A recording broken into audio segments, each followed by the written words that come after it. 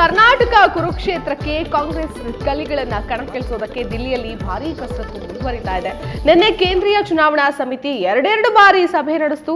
ರಾಹುಲ್ ಗಾಂಧಿ ಅಧ್ಯಕ್ಷತೆಯಲ್ಲಿ ನಡೆದಂತಹ ಚುನಾವಣಾ ಸಮಿತಿ ಸಭೆಯಲ್ಲಿ ಹೈಕಮಾಂಡ್ ಮಟ್ಟದ ನಾಯಕರ ಜೊತೆ ಮಲ್ಲಿಕಾರ್ಜುನ್ ಖರ್ಗೆ, ರಾಜ್ಯ ಕಾಂಗ್ರೆಸ್ ಉಸ್ತುವಾರಿ KC Venugopal, CM Siddaramaiah, G Parameshwar ಭಾಗವಹಿಸಿದ್ರು.